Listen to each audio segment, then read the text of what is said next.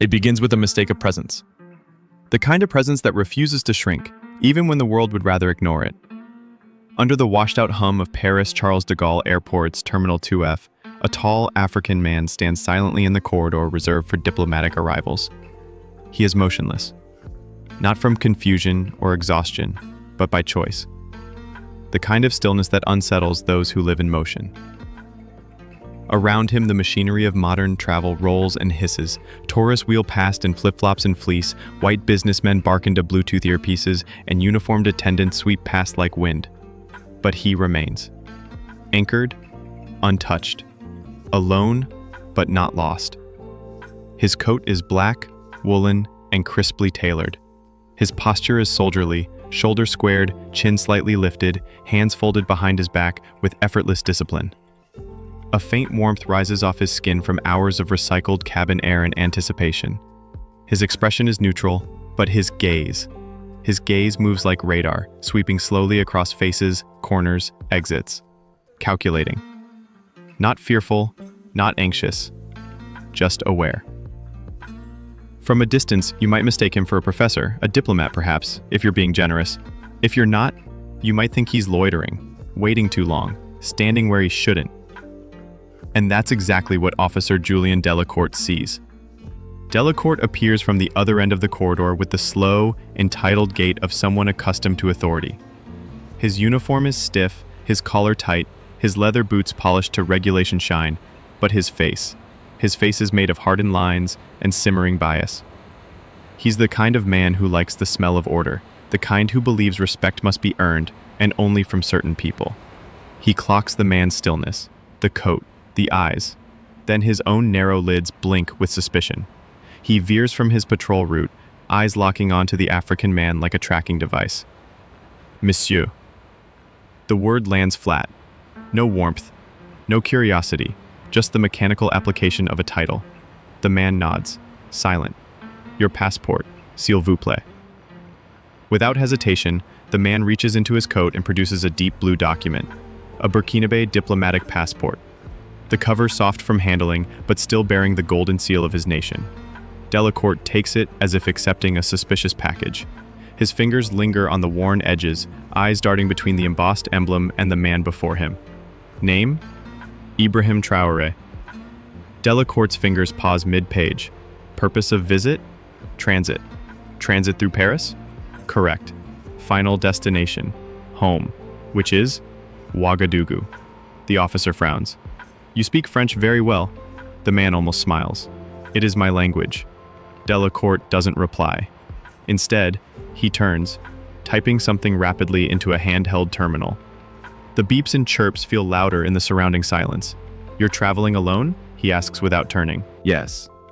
No aides? No luggage? They fly separately. I carry only what matters.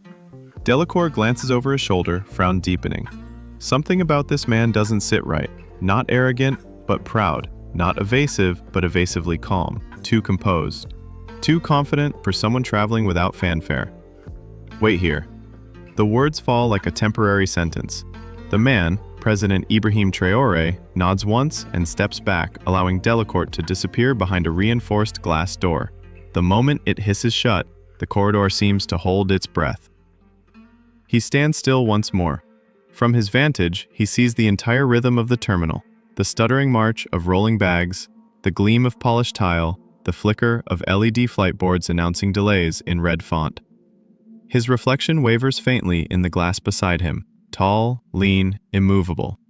He sees himself as others might, a black man standing alone in a European airport with no luggage, no crowd, no ceremony. Invisibility and hypervisibility colliding in real time. A mother with blonde hair shuffles past with two children and doesn't notice him. A man in a light blue suit glances over, frowns, then hurries on. A security guard approaches from the far end, slows as he nears, then keeps walking, checking but not stopping. To them, he is out of place, not causing trouble, just wrong in some intangible way. A younger officer passes nearby, a woman this time. Her name tag reads Lucille. She slows when she sees him, almost smiles, then catches herself and keeps walking. She glances back. A flicker of guilt, curiosity, or both. He nods politely. "Is there a problem, madame?" he asks softly. She slows. "You're waiting for Officer Delacourt?" "I am." She nods awkwardly, unsure whether to apologize or inquire further. She chooses neither. She mutters and walks away. 10 minutes pass, then 15. He doesn't sit. He doesn't sigh or shift. His eyes stay locked on the corridor ahead. He breathes evenly, like a man trained in patience, like a man who has waited in jungles, deserts, behind sandbags, and in the back of diplomatic rooms. A man who has outlasted coups, protests, sleepless nights, and assassination attempts.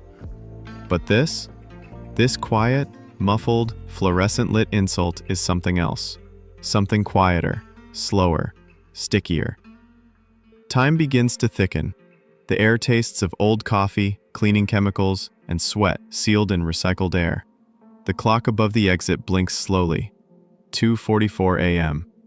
Then the door opens. Delacourt returns. He is not alone. Behind him is a second officer, Renard, thinner, cleaner, and smirking. The kind of smirk that warns you trouble has just entered the room. Delacourt gestures. "Monsieur Traoré, we'll need you to come with us, just for a standard screening." No apology, no context. They lead him away. Not to an office, but to a windowless side hall labeled personnel only. The fluorescent lights overhead flicker. The linoleum reflects faint shadows beneath their feet. The hallway narrows as they walk. This is not transit. This is not procedure.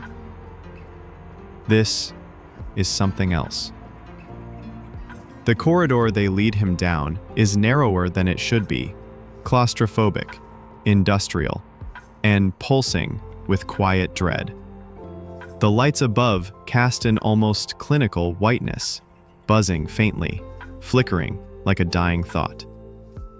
Traoré walks between the two officers, their boots echoing in rhythm, a slow, martial pace that recalls military escorts, but without the respect. The air grows heavier, as if each step deeper into the hallway peels away another layer of diplomatic immunity. At the end, a metal door opens with a hydraulic hiss. No windows, just a dull gray slab, outlined by security bolts and a blinking red panel. Delacourt punches in a code. The lock clunks, the door swings inward. Inside, the air is too cold, artificial, stagnant. A single table, stainless steel and bolted to the floor, sits beneath a ceiling-mounted fluorescent tube. There are 2 chairs on one side and 1 on the other. A mirrored wall stretches along the far end. It reflects all 3 men, distorted and pale in the harsh overhead light. Renard gestures with 2 fingers. "Please, sit." But Traoré does not move. His hands remain behind his back, his posture straight, his gaze settled. He scans the room. No clocks, no windows, no decor. This is not a space designed for truth. It's designed to strip dignity. "I prefer to stand," he replies simply. Renard shares a look with Delacourt. That smirk returns, curling like smoke on his lips. "Suit yourself," Delacourt says. He slaps the passport onto the table and sits. The sound echoes off the walls like a gunshot. "So, Mr. Traoré," he begins, drawing out the last name like a bad taste. "You say you're in transit, but you're not listed in our current clearance database. That's curious." Traoré tilts his head slightly. Curious, perhaps, for a system updated by clerks who've never heard of Ouagadougou? Renard chuckles dryly. "And what brings you back from Geneva?" Delacourt asks, scrolling through his terminal. A conference, Traoré says. United Nations Special Committee on Regional Security and Resource Sovereignty. Sounds important. Let me be blunt, sir, he says, standing now, pacing slowly behind Traoré like a wolf sizing up its prey. We've had issues recently. False diplomatic credentials, scams, African nationals faking status to avoid customs scrutiny. He stops behind Traoré's shoulder. You're not under arrest, Renard whispers, but if you're lying, it won't be long before you are. Traoré does not flinch. He turns slowly, meeting Renard's gaze with calm precision. I suggest you choose your words with more caution. Renard steps back. The tension in the room pulls taut, like piano wire. Delacourt taps the passport with his pen. Let's see what else you're carrying, he says. He gestures. Renard moves forward again, this time reaching into Traoré's inner coat pocket without permission. He removes a rosary, worn, beaded, the crucifix dulled by touch, and a tarnished military medal still pinned inside the lining. What's this? Service medal, National Guard of Burkina Faso, 1st Division, Eastern Command. Renard eyes the cross. Catholic? I believe in more than your security scanner does. They place the items on the table like evidence, slowly, deliberately. Then comes the pat-down. Not gentle, not procedural. Gloves slide under the waistband, tug at collar, push against ribs. Ibrahim stands perfectly still as they touch his arms, inspect his wrists, rub his shoes. A lesser man might have protested, but Traoré endures because he knows what's happening now is no accident. It is design. Delacourt doesn't find anything, but it doesn't matter. He leans back in his chair and crosses his arms. You want to tell me again, he says, exactly who you are? Ibrahim Traoré, he replies. And why should we believe you? Traoré stares at him, then walks, slowly, to the table. He places both hands flat against the steel, leaning in just slightly, enough that his voice carries weight but not volume. Because if you had done your job correctly, he says softly, you would have received the diplomatic bulletin 2 hours ago. You would have known that the president of Burkina Faso was en route through Paris, returning from a United Nations summit and traveling without escort for reasons of personal discretion. Delacourt blinks.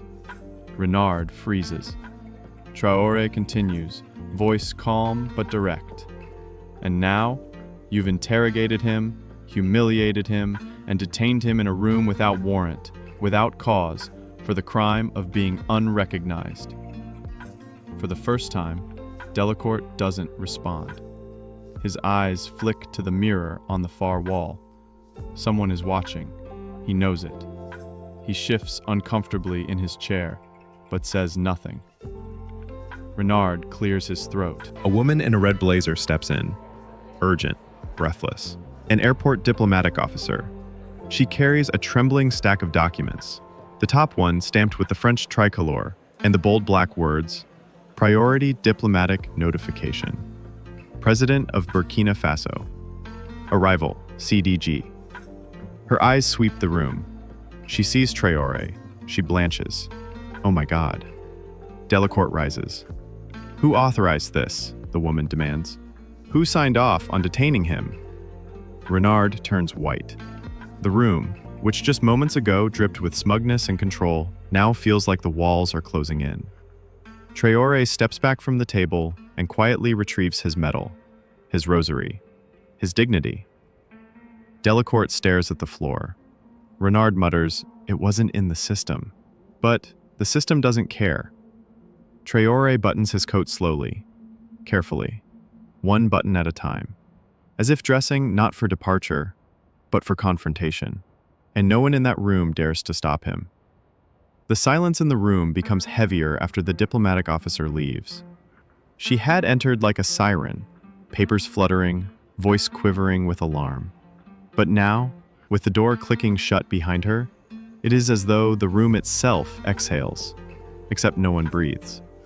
Delacourt is still seated, his hands folded tightly in front of him on the table, the tendons in his wrists standing out like bone.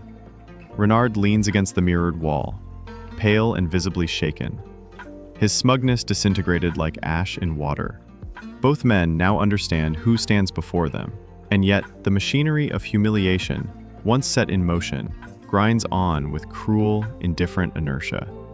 Traoré stands quietly near the table, his hands slowly adjusting the sleeves of his coat, restoring his appearance one silent, powerful motion at a time. His composure is undisturbed, but his silence now feels different. It is no longer the stillness of patience. It is the stillness before lightning. Delacourt clears his throat, trying to claw back a semblance of control. "Mr. President, if you'll just allow us a few more..." "Ibrahim." Traoré cuts in softly. His voice is still smooth, still level, but now it has an edge of iron. "You may call me Mr. Traoré. You forfeited the right to call me anything else." Renard stiffens. His fingers twitch by his belt as if reaching for a tool, or perhaps a response. He finds neither. Delacourt stares at the floor. "There were protocols. We didn't..." "There was arrogance," Traoré interrupts again. "Nothing more. You made your judgment before you made your inquiry." Another silence. This one has teeth. And then, quietly, from the corner of the room, Renard mutters, "We still need to finish the formality of the check. If you could please remove your outer garments." Delacourt shoots him a look. A silent... Excuse me? Renard straightens. It's standard procedure when identities are in question. No, Traoré says. This is the ritual of your disbelief. Even when you are faced with truth, you insist on stripping it bare.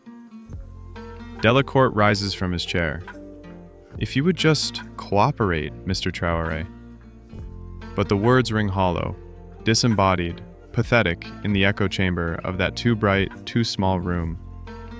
The mirrored wall reflects them like ghosts, casting their postures back at them in silent accusation. Traoré exhales, then slowly begins to unbutton his coat. 1, 2, 3. Each button feels like a gavel strike in a courtroom that shouldn't exist. He peels the coat away, folds it neatly, and lays it across the back of the plastic chair he has not used. Then the jacket underneath. He unbuttons that too. His wrists emerge, lean and scarred, veins raised like maps. Beneath the jacket, a plain white dress shirt, finely tailored, but now rumpled from travel. He unfastens the collar, then pauses. Delacourt looks away. Renard pretends not to notice the slight tremor in his own hands. Traoré continues. When the shirt comes off, what is revealed is not fragility, but history. A shoulder marked by a long curved scar, shrapnel likely. A burn across his lower abdomen, skin that speaks of heat, battle, years of hardship. Not a body built in a gym, a body built in struggle.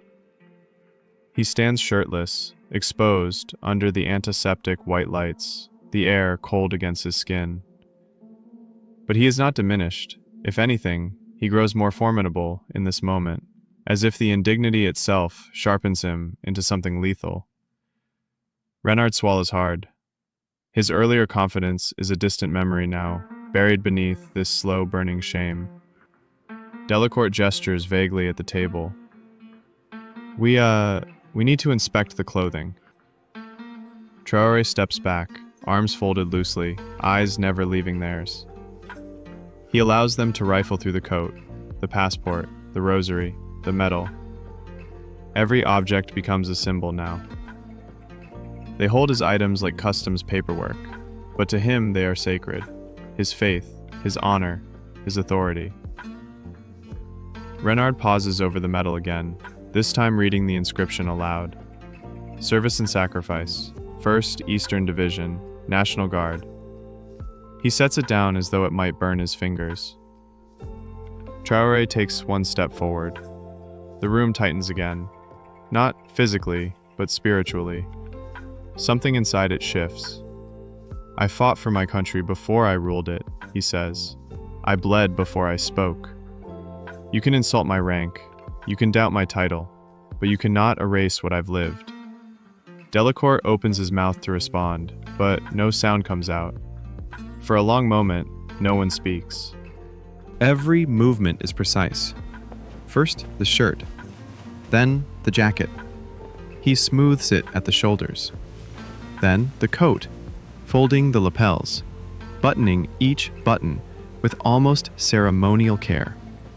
He reclips the metal to the inside lining, closes the flap, straightens. No words are needed. The authority is restored, but not by them. He restored it himself, by sheer force of selfhood, by endurance, by standing naked in front of their cruelty and not blinking. The mirror on the wall captures it all: the indignity, the transformation, the quiet power reassembling itself in full view of those who tried to dismantle it. As he finishes, the door clicks again. Outside, voices rise. This time, not in mockery, but in panic. A delegation has arrived. French ministry staff, Burkina Faso embassy representatives. Two suited men are arguing with security in rapid French just beyond the threshold. Then, a burst of radio static. Repeat, security alert lifted, subject verified, full clearance granted. I repeat, subject is head of state. Do not detain. Delacourt looks like he might vomit. Renard sits down slowly, the chair creaking beneath him, as if trying to disappear into its plastic frame. But it's too late. Whatever happens next, they will never be what they were before this night. Traoré turns toward the mirror, not to check himself, but to face the invisible audience behind it. He stares at his own reflection for a moment, and then, more pointedly, at the men behind the glass. Your systems are flawed, he says calmly. But worse, your instincts are blind. He adjusts his cufflinks, then walks toward the door. No one stops him. No one dares. The hallway outside the interrogation room is chaos now, though muffled through soundproofed walls. Shouts in French, heels clacking against tile. Two radios squawk in unison. Somewhere, a metal detector is shut down. It's as if the airport itself has suddenly remembered it's operating on borrowed dignity. Inside, the three men remain suspended in cold, fluorescent silence. Then, the lock on the interrogation room door clunks. It opens fast, not with the slow, smug hiss it gave when Traoré was let in, but in a rush, urgent, apologetic. The woman from before reappears, her red blazer wrinkled from stress, her face flushed. This time, she's not alone. Behind her, Delacourt doesn't speak. He looks smaller now. His spine seems to cave inward, his eyes darting to the floor, to the ceiling, to the table, anywhere but Traoré's face. Traoré says nothing. He just watches them, like a judge watches a man trying to lie under oath. Renard, no longer leaning against the wall, now sits in the chair he once offered with mock courtesy. He's pale, lips tight, a hand twitching on his knee. The second ministry official, the one with the tablet, steps forward, holding up a document with official headers. We have confirmation from the Burkina Faso embassy, the UN Security Council liaison, and the African Union that this man, His Excellency Ibrahim Traoré, attended closed-door sessions on continental resource security. He is the sitting president of Burkina Faso. He was traveling without entourage for security purposes. Everything about this was coordinated. Except you. He finishes, directing it toward Delacourt like a final blow. Traoré finally moves. He walks to the table and picks up his passport. He does not glance at the officers. He straightens his coat and walks past them toward the door. No grand declaration, no righteous scolding. But every step he takes is thunder. As he passes Delacourt, the man instinctively takes a half step back.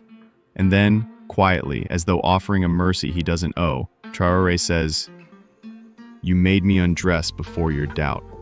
Now watch as I leave with your silence." Delacourt doesn't respond. He can't. The words hang in the air like frost.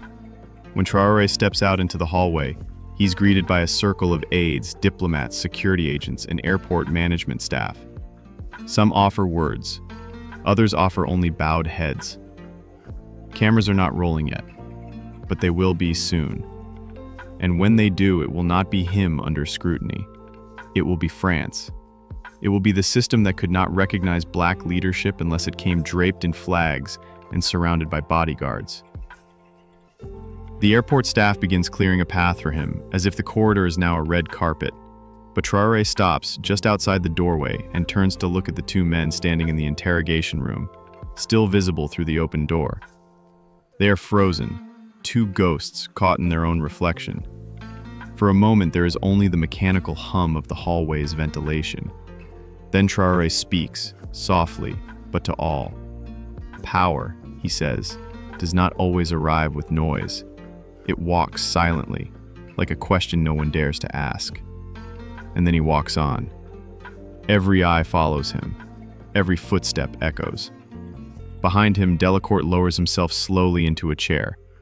Not from exhaustion, but collapse. His hands cover his face. His badge gleams faintly under the light, now reduced to a glint of irony. Renard stands by the mirrored wall, still staring at his own reflection, not recognizing the man staring back. And inside the room, the mirror reflects not a criminal, but the crime. By morning, the world knows. African president detained at Paris airport, one article reads. Ibrahim Traoré humiliated by French officials during transit, says another. Hashtags multiply like wildfire. Hashtag Traoré treated like criminal. Hashtag Paris profiling. Hashtag power in silence.